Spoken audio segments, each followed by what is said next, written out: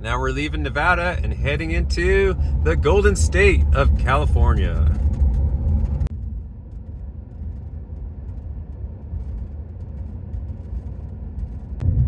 This is coming up the east side of the White Mountains. And I can tell you on the west side of the White Mountains from Owens Valley, be very careful if you come up here because you have to go down the other side. If you have to go down the west side of this highway, it's a long, steep grade. And last year when I was coming down, my front rims and brake pads got so hot that the truck tires almost caught on fire. And I had to use about 4 or 5 gallons of water and park the truck for about an hour to make it down. I burned up all my brake fluid. It's not like I was zipping down and not using the engine to brake. It's just such a big grade coming off that in the switchback. So just let everybody know that. It's so surprising how there's this valley in here, and they're doing definitely some farming over there, and then there's some kind of an alkali flat. Like I said, this is on the other side of the Owens Valley. The Owens Valley is on the other side of that ridge right there, and you can see the Eastern Sierra, but just east of us are the mountains, White Mountains, and then you have the Fish Lake Valley. So this is definitely, you heard of the Hidden Valley? This is the Hidden Valley right here. There's the Eastern Sierra. We're actually looking across the Owens Valley. So we're coming up this highway. It is a switchback road, let me tell you.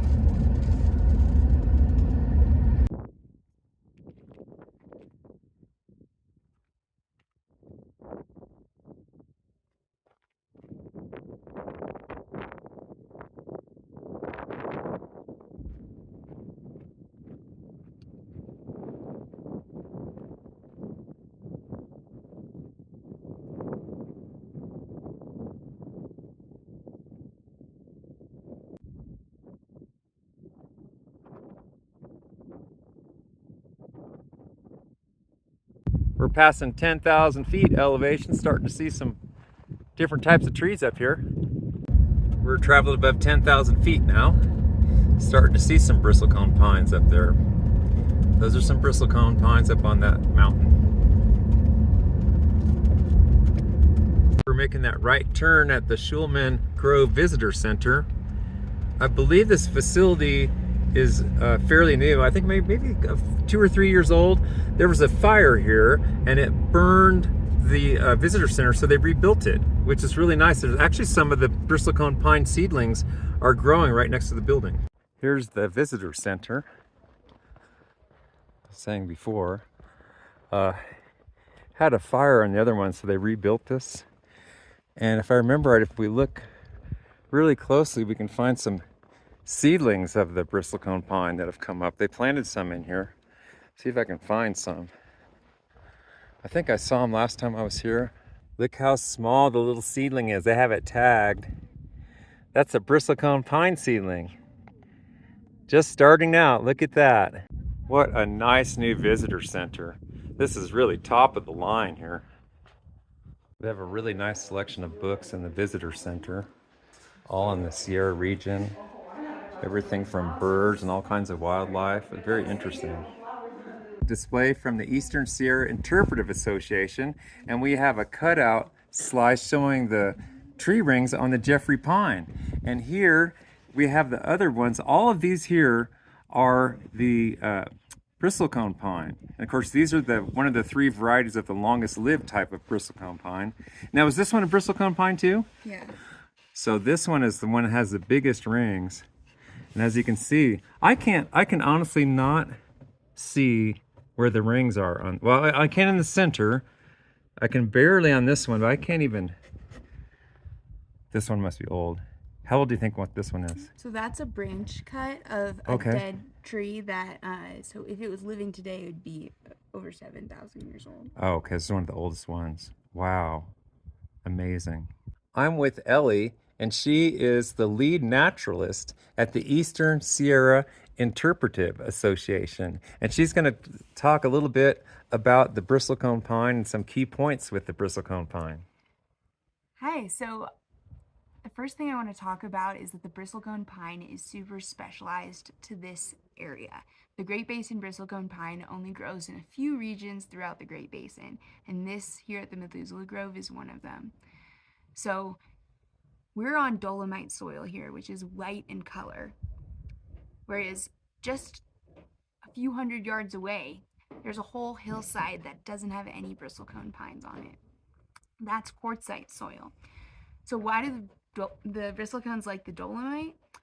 Well, they actually like it because it's nutrient poor, so there's no competition here.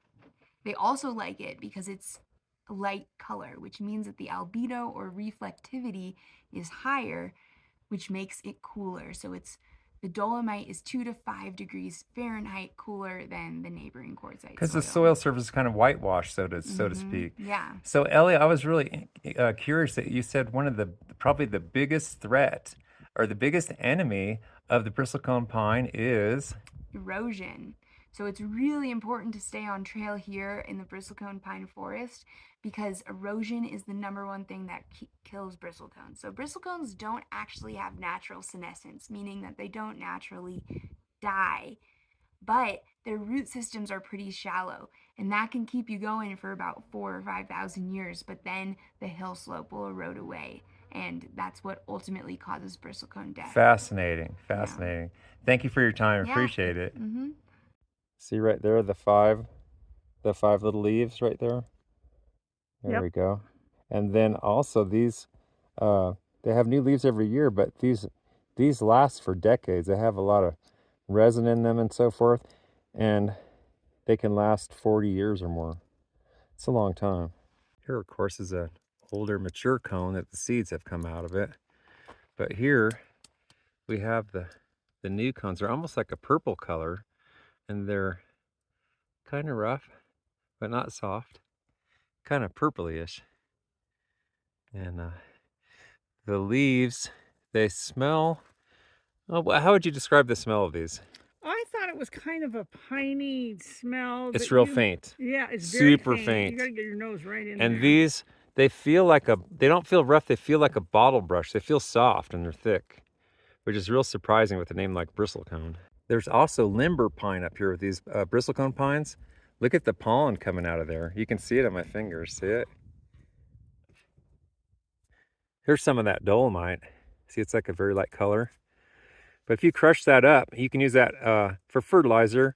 In acidic soil, it raises the pH or potential hydrogen, and it will add calcium and magnesium. But it's short on phosphorus. So Kelly, we're up here at over 10,000 feet, and look at the pressure in that bag. You think it's gonna explode? Yep. Okay. Let me see if I don't know. You ready? Here we go. Go. Oh, not too much. There's another bristlecone pine seedling that has a tag on it. Number 11 has 2 tags. Look at that. That's a healthy one. Look at these. They're like an alpine type of a pentstemon, I think. Lots of little native bees. Look at that one is actually in the tube of the flower. It just popped out. It's climbing right into the tube all the way.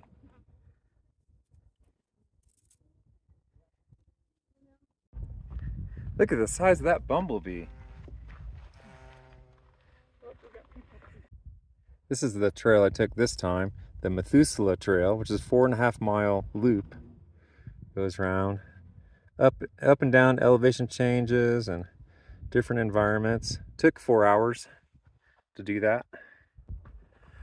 So here's the start of the well-marked trail. And I would recommend bringing a hiking stick because there's some places where, as you can see, there's a big drop-off. And you don't want to go rolling down there because guess what? You're going to get hurt.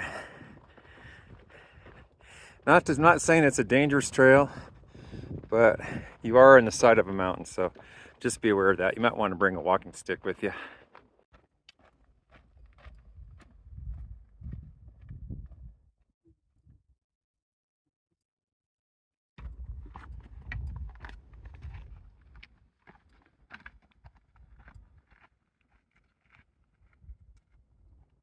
You can see how rugged and steep it is.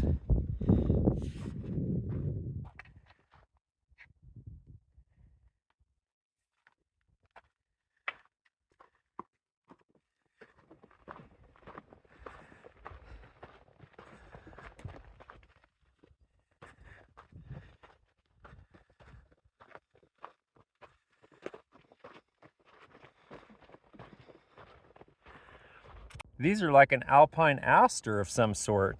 Look how tiny they are. So you can see it's a little bit rocky, and that's why I suggested to Kelly to bring that walking stick, just to have that little extra insurance. Although the colors aren't spectacular today, the fact that the sun is not out is keeping it a lot cooler in here. Oh, look at this. I know what that is. It's purple sage, but it's like a miniature. Beautiful. Yeah, and it's blooming so much later than the ones in our area. This is definitely an ancient tree. Look at it wrapping around the rock like that. And look at the rock around the trailhead. It's very light colored. Definitely dolomite. Look at that bark. They all look like sculptures or something to me. Like the wind and the ice just sculpted them over the years. I think this is way older than I am. I would say maybe 3,000 or more years older than I am. That's pretty old. Look at this really gnarly tree. They have lateral roots, no deep tap root, which is actually a lot more common among trees than people know. Goes all the way there. Seen quite a few birds in here, but they're a little bit shy, and they take off almost immediately when they come through here. I can see a trail down that way. Not sure if the loop goes around. This loop is 4.5 miles for the Methuselah tree. The Methuselah tree is not specifically labeled for its own protection, because unfortunately I think some collector would cut it down and try to sell it on the black market or something nefarious like that. So we'll never know for sure which one, but they do that to protect it.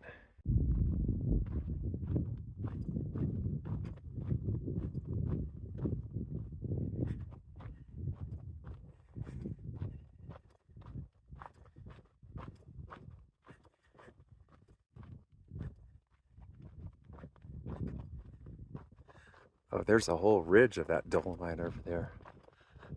See if I can zoom in on it for you. Right over there. Right in there.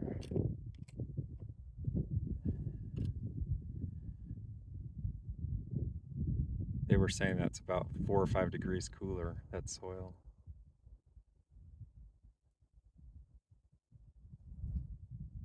You can see out into the desert. It's not the trail that is steep, it's just the cliffs on the sides. But that ridge over there looks like it's very dolomitic. I think the last time I came up here, it was, like I said, the sun was out. It almost looked like it was white.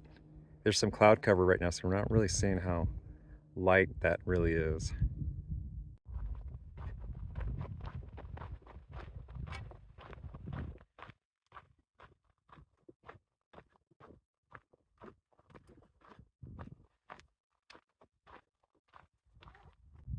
Maybe that's the Methuselah tree. But we don't know because its identity and location are being kept secret for its own protection. Get the trunks on there, they're all twisted. Mhm.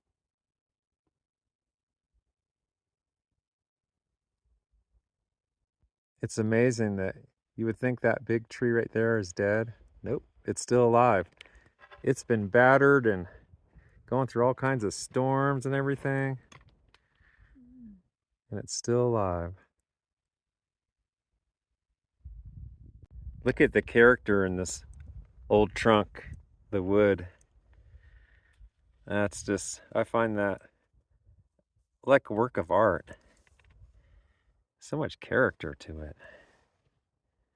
All these trees have so much character. And their environment has so much character in here.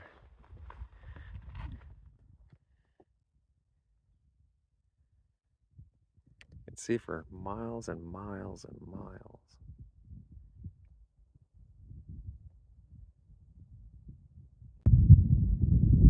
There he is. Don't go away. We want to see you. Tiny these are. I think this is the spookiest looking one or most interesting because look at how different kinds of shapes it is, but it's still alive. It's not totally dead yet. That tree is so old. Yes, it is. That's the one thing I like about the bristlecone pine is the character. The character. They're all sculpted by the wind and the ice, and they're up here getting hit by thunder and over the years. And they're all just so unique. They're all survivors. I think that's amazing. So just thinking about this, when I was on a ship at sea, you might think, well, what does being on a ship at sea have anything to do with the bristlecone pines? Well, I noticed when I was on a ship at sea that we could be thousands of miles away from the nearest land, and we would clean up the ship on the inside, get all the dust out. We're not close to land at all, and we'd always get a lot of dust, and it would pile up. I noticed some of the archaeological sites, like in Israel, for instance, the dust just piles up, over the years. So what's curious to me is if that dust travels around the world, it must travel around at these high elevations in the White Mountains here at 10,000 feet. So if the surface of this landscape has basically not changed for thousands of years, I find that interesting because that dust is all over the world, but it's not piling up because these trees, like she was saying, that they can't stand erosion, or these trees wouldn't be able to be here if there was 20 feet of dust piled up on them. So that was just my thought.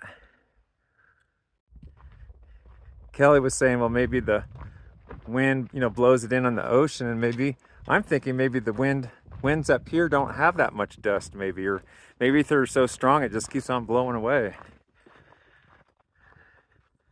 But make no mistake about it, this is a really rugged environment. But I think the thing that I find amazing is that when these trees are thousands of years old, this landscape itself, the surface of the ground, has not really changed that much. And that's unusual for the Earth's surface, I think. Remember how she was saying that the enemy of these trees is erosion? That's why I'm staying on the main trail. It says, please stay on the trail. They don't want you to go over there. So I'm trying to be respectful of the trees. It's a beautiful view here already. And I like the white color of the dolomite. Look at that. I think that's that valley we drove up through. There's Deep Springs in the distance. That's where that ranch is that we passed on the highway. And then that's the Alkali Flat right there. We're thinking Fish Lake Valley is probably over in there.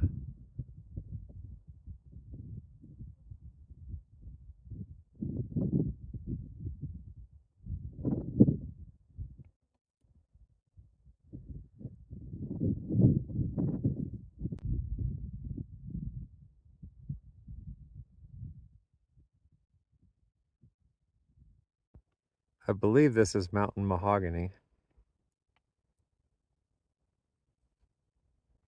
I find the mountain mahogany itself even kind of unique. It reminds me of an ancient olive tree. Kellie likes the scent of that mountain mahogany that's growing along the hillside here. You can really see that alkali flat from here. You can see a long way from here.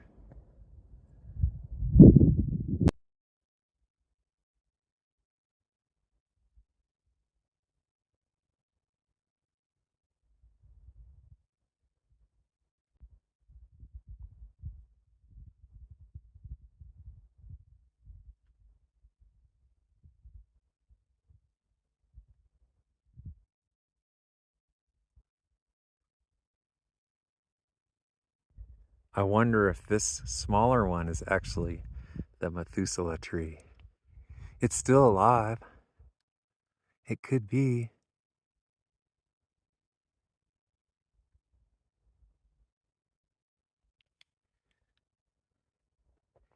Hanging on for dear life on the side of a cliff.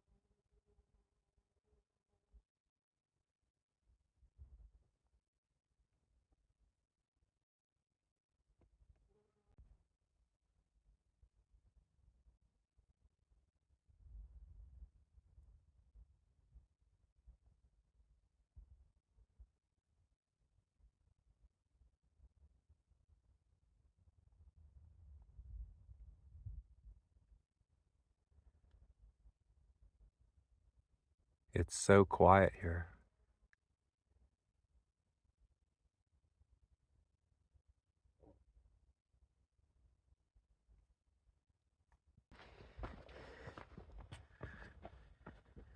Around the bend.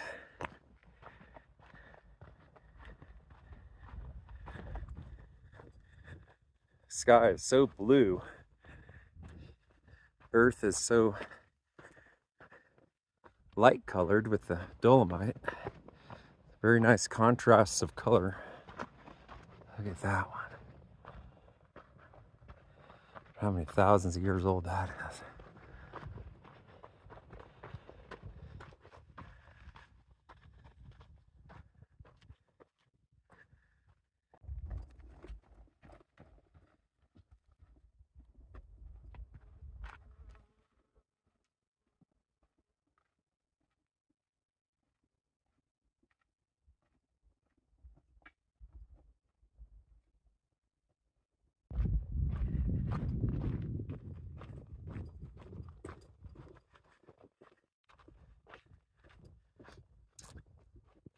I wonder if that's the Methuselah tree.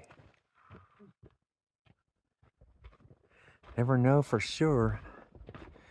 They sure look old.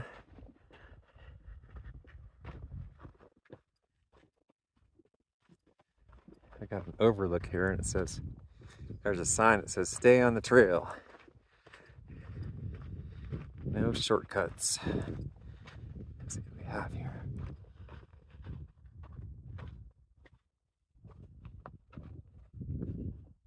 Where does the trail go?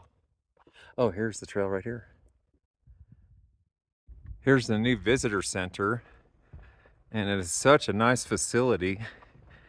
Of course, this is a little bit after hours in the evening after our nice 4.5 mile hike on the Methuselah Trail. Well, Kelly and I are just winding down from our nice 4.5 mile hike over at the Schulman Visitor Center here. And what did you think of the Bristlecone Pine Forest and the Methuselah Trail and our adventure here? It was really a nice trail. It wasn't too hard, but it was doable. And the trees are interesting. They're old and gnarly looking, Yes. so they're kind of like an art project. Right. Would you recommend this hike? Oh, And yes, this, very so much I so. would too, you know, and I think I would even say highly recommend this facility to come out here. Now you can make it's the honor system here. I think we put $6 in for the parking. Right. It's the honor system. You don't have to put the tag back on your car. But definitely just a wonderful day hike experience for all levels, because you can go as far as you want. And it's really interesting, a really classy facility, and it's close to Bishop. I would say highly recommend this. Yes.